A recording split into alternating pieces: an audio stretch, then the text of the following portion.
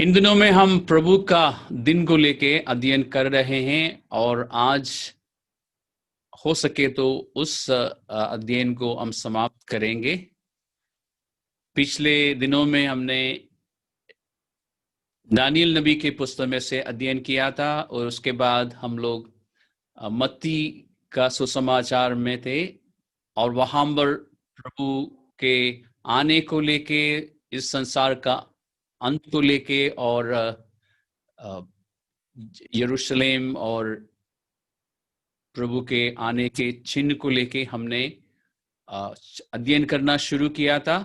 उस अध्ययन को हम कंटिन्यू रखेंगे। अभी मैं आपको ले जाना चाहता हूं लूका रचित सुसमाचार में, क्योंकि लूका का सुसमाचार में 21वां अध्याय में कुछ एक्स्ट्रा जानकारी है जो कि हमें मत्ती का सुसमाचार में नहीं मिलती। इसलिए हम चलते हैं जल्दी से लूका रचित सुसमाचार का 21वां अध्याय और 24वां पंक्ति या पद को या वर्ष को हम पढ़ते हैं। यहां पे उस वर्ष का आखिरी हिस्से में लिखा है, जब तक अन्य जातियों का समय पूरा ना हो तब तक यरूशलेम अन्य जातियों से रौंदा जाएगा। और प्रकाशित वाक्य का 11वां अध्याय का दूसरा पद में भी यही जानकारी आपको मिलेगी, क्योंकि और ये सब बातें जो अभी हम देख रहे हैं लूका रचित सुसमाचार में और प्रकाशित वाक्य के विषय में मैंने आपको बताया 11वां अध्याय का, ये सारी बातें होंगी हमारे यहां से चले जाने के बाद, यानी रैप्चर के बाद, क्योंकि ये समय जो है अन्य जातियों का समय है। हम लोग सब एक समय अन्य जाति थे, लेकिन अब नहीं है। आप इस बात को अच्छी तरह से जानते हैं। परमेश्वर की नजर में इस संसार में इस समय 3 किस्म के लोग हैं। एक है यहूदी और दूसरा है अन्य जाति और तीसरा है परमेश्वर की कलीसिया।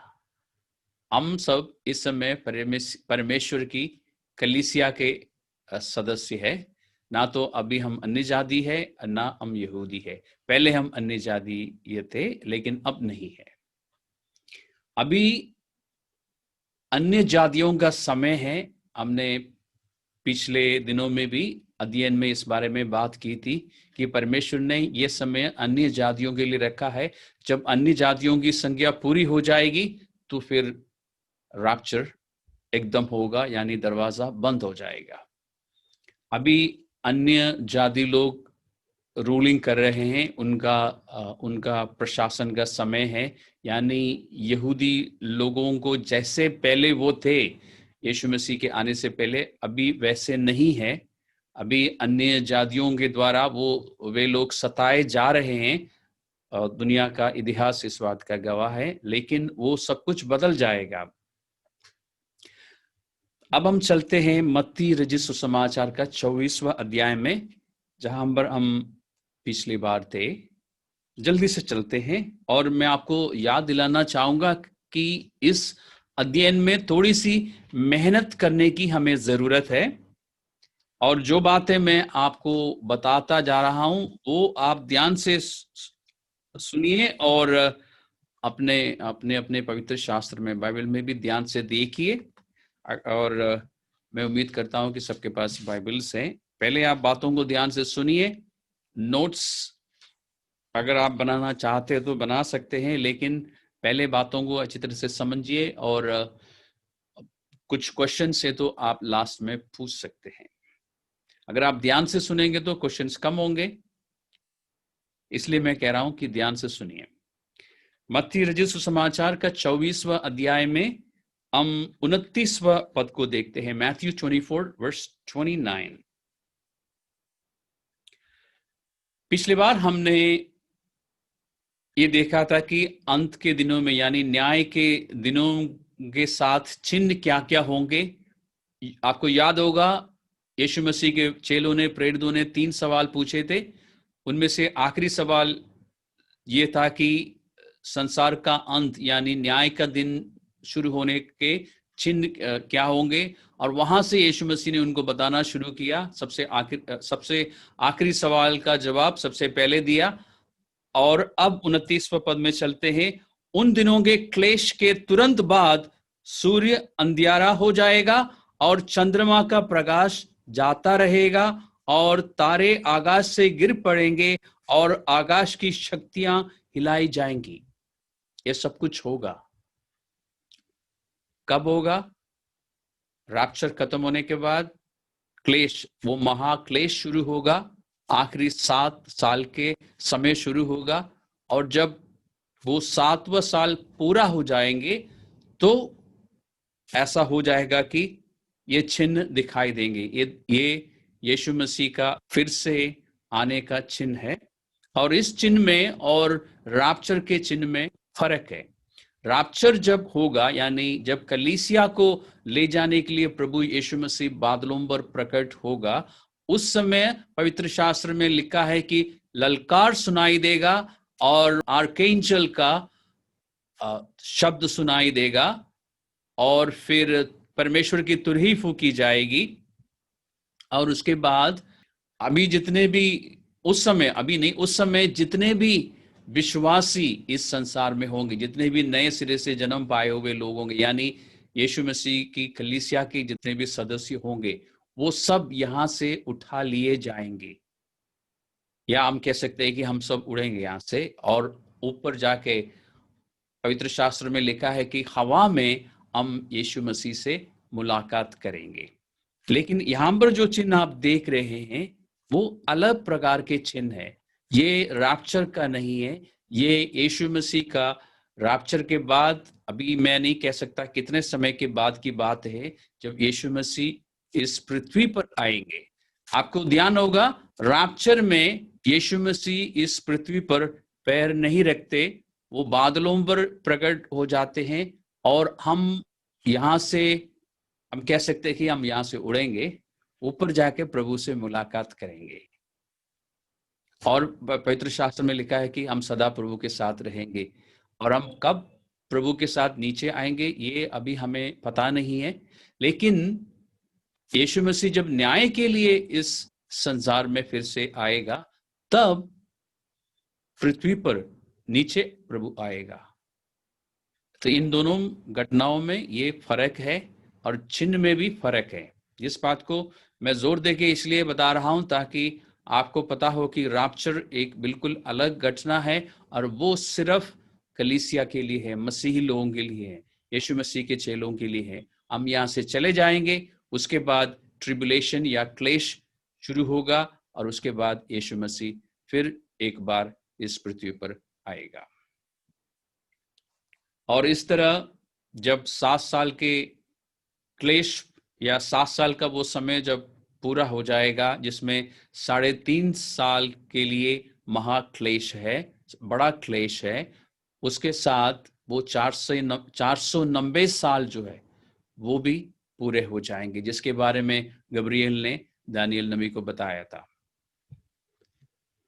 और अब हम चलते हैं 30वें पद में।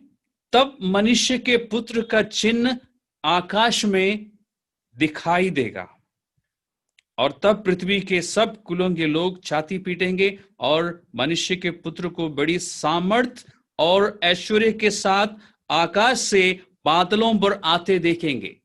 एक बात मैं और बताना चाहूंगा कि मैंने आपको बताया ना कि हम रैप्चर में ऊपर जाके बादलों में जाके या हवा में प्रभु से मिलेंगे।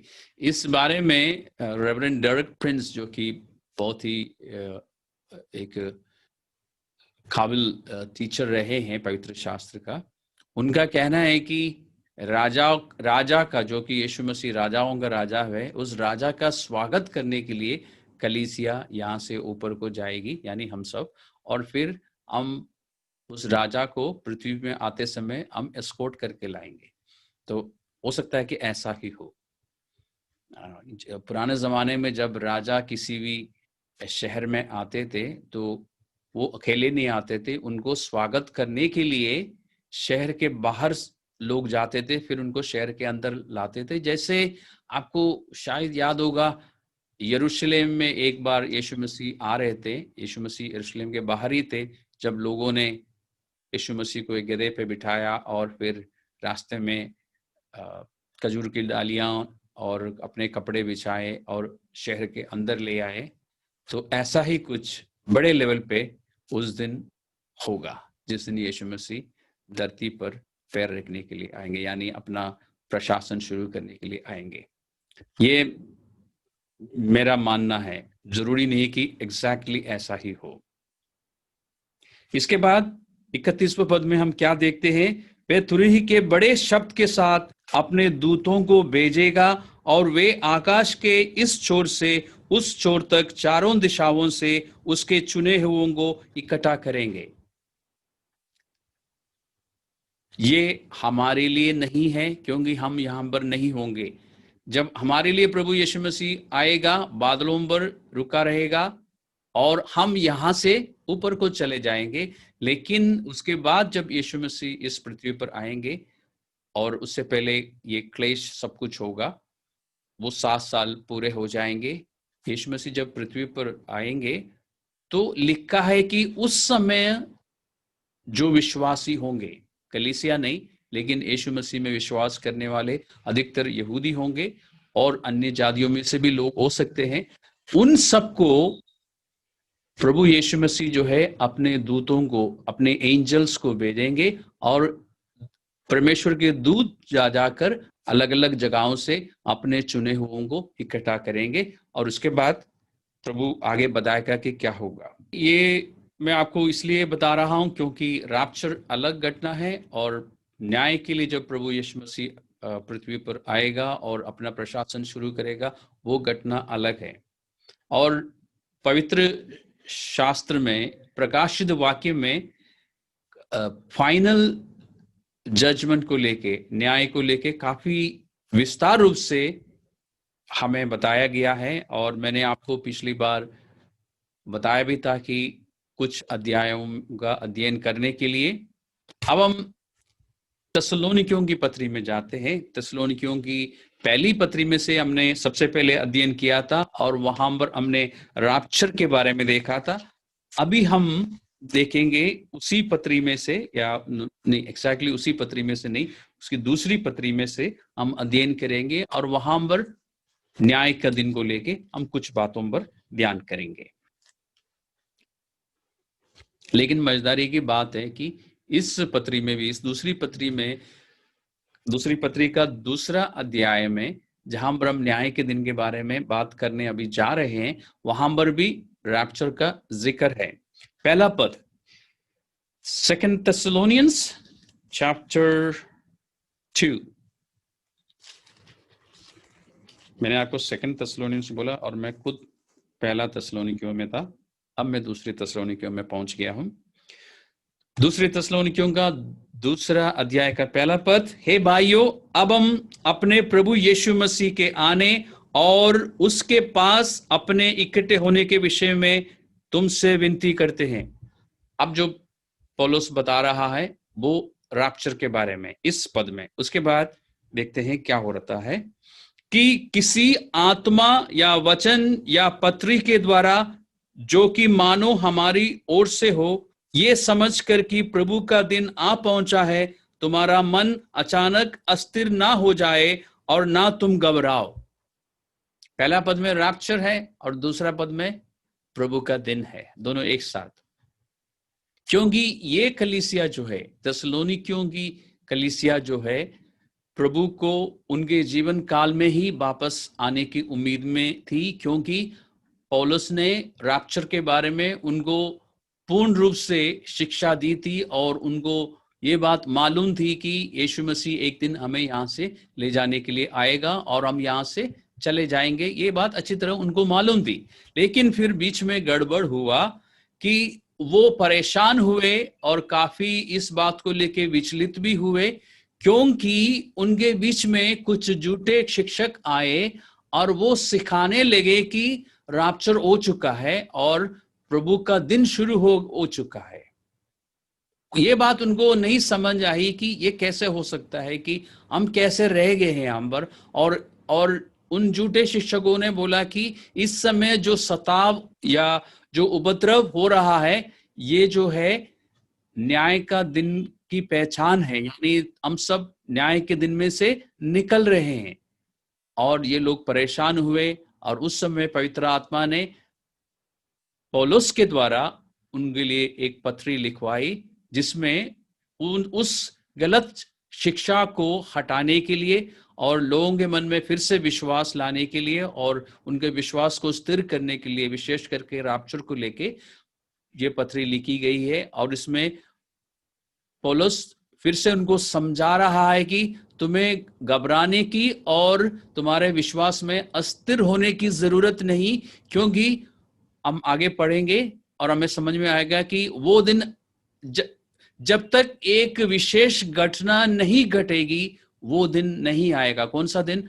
प्रभु का दिन, यानी न्याय का दिन। और वो बता रहा है कि अभी न्याय का दिन नहीं आया, क्योंकि न्याय का दिन आने से पहले एक विशेष घटना घटेगी। और इसमें इस झूठी शिक्षा पर भी हमें थोड़ा सा ध्यान देना चाहिए, क्योंकि इस झूठी शिक्षा को लेके पौलुस जो है बताता है कि इसका स्रोत क्या है। वो 3 शब्दों का यहां पर इस्तेमाल करता है, आत्मा, वचन और पत्री।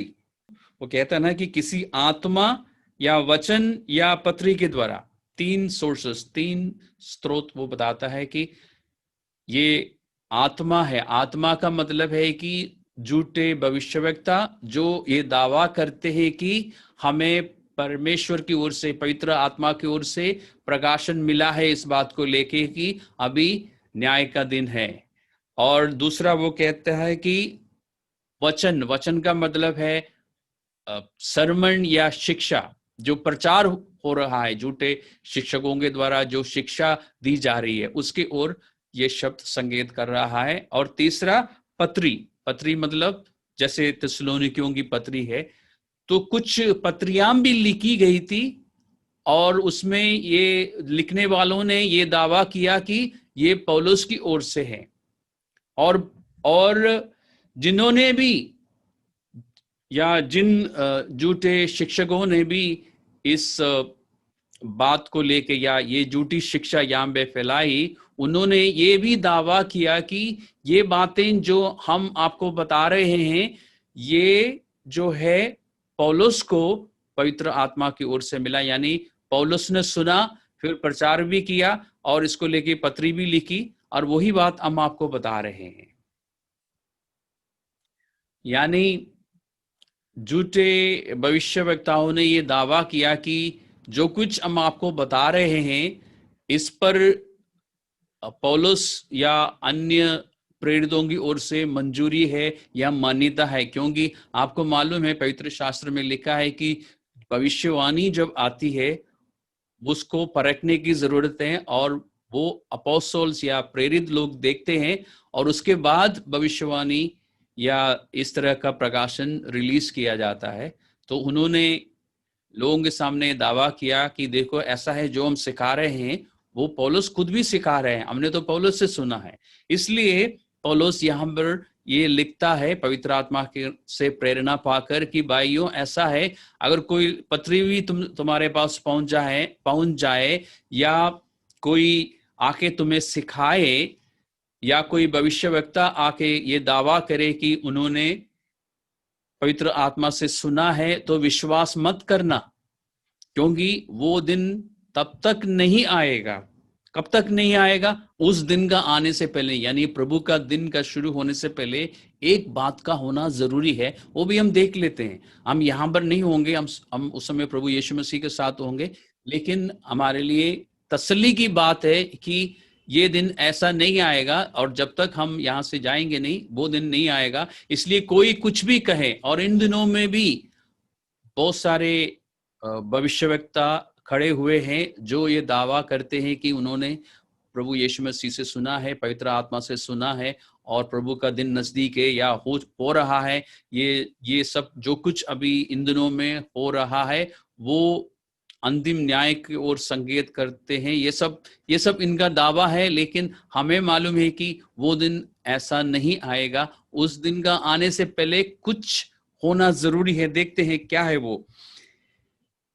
आश्वासन देते हुए, तसल्ली देते हुए पौलुस कहता है, किसी रीति से किसी के धोखे में ना आना, क्योंकि वे दिन ना आएगा जब तक धर्म का त्याग ना हो ले। यानी जब तक परमेश्वर के साथ लोग बलवा ना करे और लोग विश्वास करना जब तक छोड़ ना दे। यानी उस न्याय का दिन का शुरू होने से पहले काफी सारे लोग विश्वास से हट जाएंगे। जो लोग परमेश्वर को मानते हैं, उनमें से बहुत सारे लोग परमेश्वर से दूर चले जाएंगे।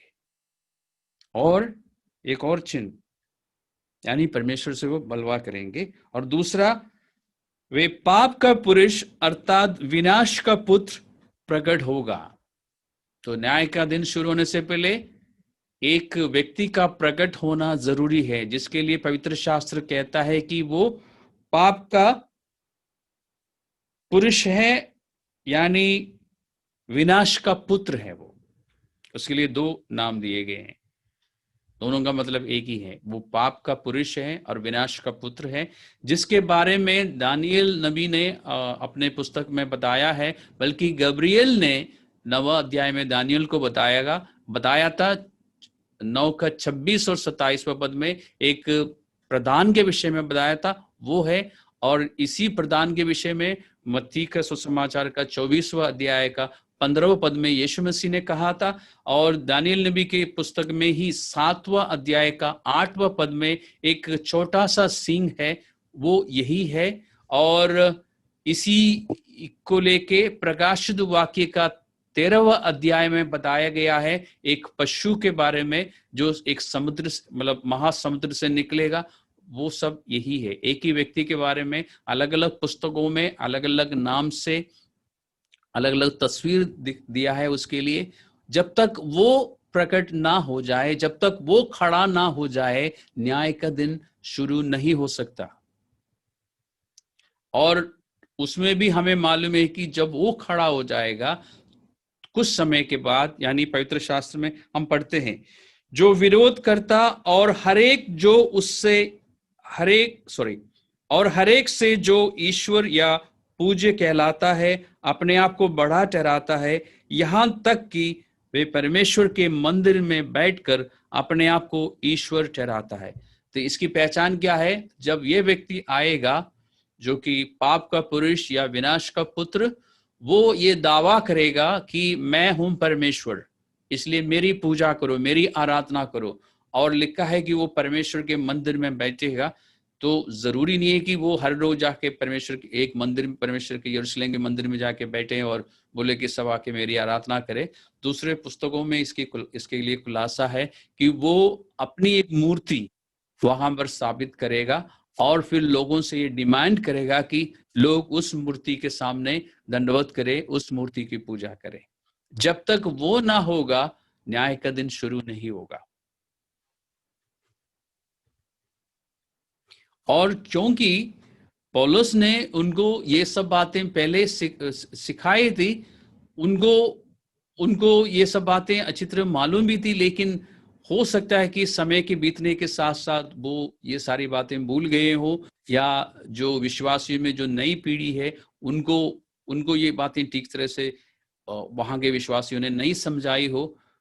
और झूठे शिक्षकों ने क्योंकि झूठी शिक्षा वहां पर फैलाई, इस वजह से लोगों में कंफ्यूजन आया। लेकिन अब स्पष्टता के साथ पवित्र आत्मा पौलुस के द्वारा ये सब बातें बता रहा है। और 5वां पद को हम देखते हैं, क्योंकि वहां पर भी एक बात हमें सीखने को मिलती है। क्या तुम्हें स्मरण नहीं, पौलुस उनसे पूछता है, क्या तुम्हें स्मरण नहीं कि जब मैं तुम्हारे यहां में था तो तुमसे ये बातें कहा करता था। यानी पौलुस ने सिर्फ एक बार नहीं, कई बार इस बारे में उनसे बातें की है, क्योंकि वो कहता है कि मैं तुमसे कहा करता था। ये नहीं कहता कि मैंने एक बार तुम्हें सिखाया था, मैं कहा करता था, मतलब अलग अलग झुंड में बैठकर मैंने ये सारी बातें तुम्हें समझाई है, तुम्हें अच्छी तरह से मालूम है ये बातें। फिर से उनको याद दिला रहा है। यानी थिस्सलुनीकियों में जो विश्वासी थे, उनको इस पाप का पुरुष के विषय में, यानी इस विनाश के पुत्र के विषय में मालूम था, लेकिन फिर भी जब झूठे शिक्षकों ने उनके पास आके ये दावा किया कि पवित्र आत्मा की ओर से हमें जानकारी मिली है या प्रकाशन मिला है, तो लोग हिल गए, लोग कंफ्यूज हो गए, लोग हम कह सकते हैं कि पुरानी शिक्षा वो भूल गए। तो इसलिए हमें सावधान रहने की जरूरत है झूठे शिक्षकों से, जिनकी इस 21वीं शताब्दी में कमी नहीं है और बहुत आसानी से उनकी शिक्षा जो है लोगों तक पहुंच जाती है। इसलिए मैं अक्सर आपको स्मरण दिलाता हूं कि आप प्रेरितों के कामों का 17वां अध्याय का 11वां पद को कभी ना भूलना कि आप स्वयं पवित्र शास्त्र का अध्ययन कीजिए। जो बातें आपको सुनने को मिलती है पवित्र शास्त्र में जांच कीजिए कि वो बातें सही है कि नहीं, क्योंकि जो कुछ भी आप विश्वास करते हैं उसके लिए आप जिम्मेदार हैं। इसलिए ये पक्का कर लीजिए, सुनिश्चित कर लीजिए कि जो बातें आप विश्वास कर रहे हैं वो सही है, पवित्र शास्त्र में है। इसके साथ हम इस अध्ययन को समाप्त करने वाले हैं, क्योंकि अभी तक वो विनाश का पुत्र जो है, पाप का पुरुष प्रकट नहीं हुआ, और कौन उसको रोक रहा है? पवित्र शास्त्र में उस व्यक्ति का नाम नहीं लिखा है। उनको बताया गया है कि इसी 6 पद में पौलुस कहता है, तुम उस वस्तु को जानते हो जो उसे अभी रोक रहा है कि वे अपने ही समय में प्रकट हो। जब तक उस व्यक्ति का प्रकट होने का समय नहीं आता वो प्रकट नहीं होगा। वो इस संसार में खड़े होकर दावा नहीं करेगा कि मैं परमेश्वर हूं। वो ये डिमांड नहीं करेगा कि मेरी पूजा करो। वो उस दिन करेगा जब उसका समय आएगा। अभी उसका समय आया नहीं है और उसको कोई रोक रहा है, और वो स्वयं परमेश्वर ही है।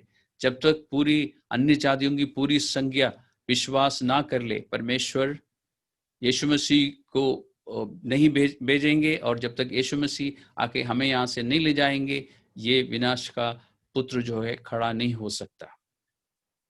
और इसके विषय में हमने दानियल नबी के पुस्तक में भी पढ़ा था कि 7 सालों में वो क्या करेगा। शुरुआत में वो सबके साथ अच्छी दोस्ती करेगा, वो ऐसा करेगा, लोगों को ये बताएगा कि मैं परमेश्वर के साथ हूं, मैं तुम्हारे साथ हूं, विश्वासियों के साथ। उस समय की यहूदी विश्वासियों के साथ वो वाचा बांधेगा 7 साल के लिए, लेकिन बीच में 3.5 साल पूरे होने पर उस वाचा को तोड़ेगा, और उसके बाद वो ये दावा करेगा कि अब मेरी पूजा होगी, अब मेरी आराधना होगी।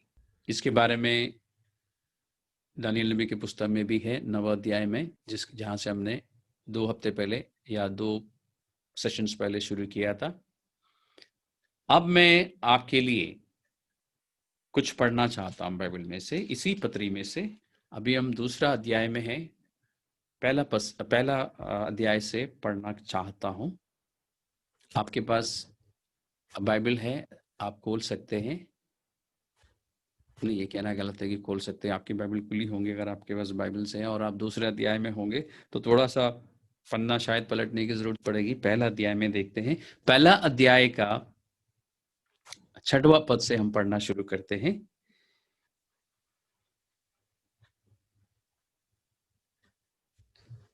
और इसको ध्यान से पढ़िए, और अगर आपके पास बाइबल्स नहीं है तो ध्यान से सुनिए। क्योंकि परमेश्वर के निकट ये न्याय है कि जो तुम्हें क्लेश देते हैं उन्हें बदले में क्लेश दे। लेकिन ध्यान रखना, ये परमेश्वर का काम है, हम नहीं दे सकते। हमें इजाजत नहीं है कि हम किसी को परेशान करें या किसी को क्लेश पहुंचाए, क्योंकि इसी थिस्सलुनीकियों की पत्री का 5वां अध्याय में, पहली पत्री का 5वां अध्याय में पवित्र आत्मा विश्वासियों से ये कहता है 5:15 में, सावधान, कोई किसी से बुराई के बदले बुराई ना करे, पर सदा भलाई करने पर तत्पर रहो, आपस में और सबसे भी भलाई ही की चेष्टा करो। आपस में यानी मसीही भाई बहन आपस में भी, और उनके साथ भी जो मसीही नहीं है, हमेशा हम क्या करें? केवल भलाई ही करें, बुराई के बदले हम बुराई ना करें। ये परमेश्वर की ओर से आदेश है, चेतावनी है। हम इस बात पर ध्यान रखेंगे। लेकिन हमें एक आश्वासन है, एक तसल्ली है परमेश्वर की ओर से कि जो लोग हमें सता रहे हैं, जो लोग हमें क्लेश पहुंचाते हैं, जो लोग हमारे साथ बुरा बर्ताव करते हैं, उनके लिए परमेश्वर क्या करेगा? इसमें लिखा है कि परमेश्वर के निकट यानी परमेश्वर के नजर में ये न्याय है कि जो तुम्हें क्लेश देते हैं उन्हें उन्हें बदले में क्लेश दे, और तुम्हें जो क्लेश पाते हो यानी हम सब लोग, हमारे लिए हमारे साथ चैन दे, यानी परमेश्वर हमें भी चैन देगा उस समय जबकि प्रभु अपने सामर्थी दूतों के साथ धधकती हुई आग में स्वर्ग से प्रकट होगा, और जो परमेश्वर को नहीं पहचानते और हमारे प्रभु यीशु के सुसमाचार को नहीं मानते उनसे पलटा लेगा। बात हमारे लिए नहीं हो रही है, हमें मालूम है, उन लोगों के लिए, उनके बारे में जो परमेश्वर को नहीं मानते। उस समय परमेश्वर उनसे बदला लेगा, अभी नहीं लेगा, या अभी ले भी रहा है तो हमें नहीं समझ आएगा। हमें यह तसल्ली रखना है कि परमेश्वर अपने समय पे बदला लेगा उन लोगों से जो हमें क्लेश देते हैं। हमें क्या करना चाहिए? सबके साथ हम भलाई करें और बिल्कुल भी बुराई ना करें।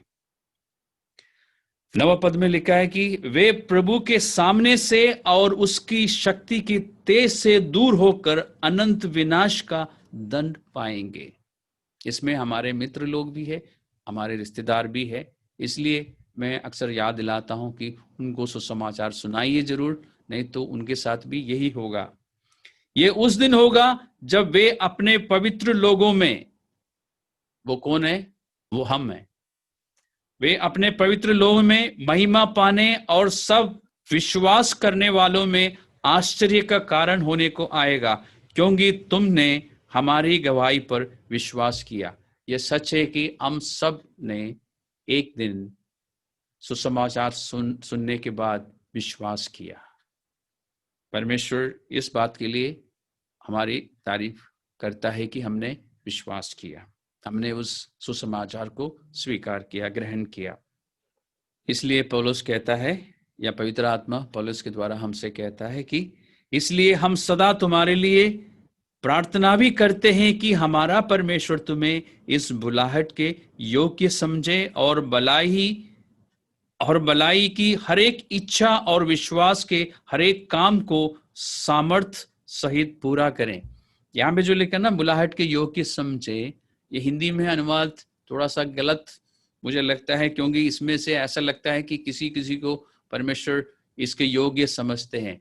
इसका सही अनुवाद ऐसा होना चाहिए कि परमेश्वर ऐसा करे, या परमेश्वर हमारी ऐसा सहायता करे कि हम इस बुलाहट के योग्य बन जाएं। जैसे इफिसियों की पत्री में हमें लिखा है कि जिस बुलाहट से हम बुलाए गए हैं उस बुलाहट के अनुसार हमारी चाल चलन हो, तो परमेश्वर हमारी सहायता करेगा, हमें अनुग्रह देगा कि हम इस बुलाहट के योग्य बन जाएंगे। और मैं समझता हूं कि हमें यहाँ पे रुक जाना चाहिए न्याय का दिन को लेके। और ध्यान रखिए, वो एक दिन नहीं है, उसमें कई सारे दिन होंगे, लेकिन न्याय का दिन एक ऐसा फ्रेज है जो हम बाइबल में देखते हैं, वो उसको लेके हमारा अध्ययन यहाँ पर आज हम समाप्त कर रहे हैं। और मैंने आखिर में जो पैसेज पढ़ा उसमें हमारे लिए तसल्ली है, आश्वासन है कि परमेश्वर के नजरों में ये न्याय है कि उनको परमेश्वर उस क्लेश के बदले में जो हमें उनकी ओर से मिलता है, परमेश्वर उनको बदला दे, और परमेश्वर उनका भी न्याय करेगा और हमारा भी न्याय करेगा। और हमारा न्याय कैसे होगा, यहूदियों का न्याय कैसे होगा, अन्य जातियों का न्याय कैसे होगा, इसके बारे में हम अगले सेशन में यानी अगले हफ्ते जब हम मिलेंगे उस पर भी एक छोटा सा अध्ययन हम करेंगे, ताकि परमेश्वर किस तरह से न्याय करता है, न्याय में क्या क्या देखा जाता है, और हम इस बात को भी अच्छी तरह से देखेंगे कि परमेश्वर पूरी धार्मिकता के साथ न्याय करता है, किसी का पक्षपात नहीं करता, और बिल्कुल सही रीति से परमेश्वर मानव जाति का न्याय करेगा।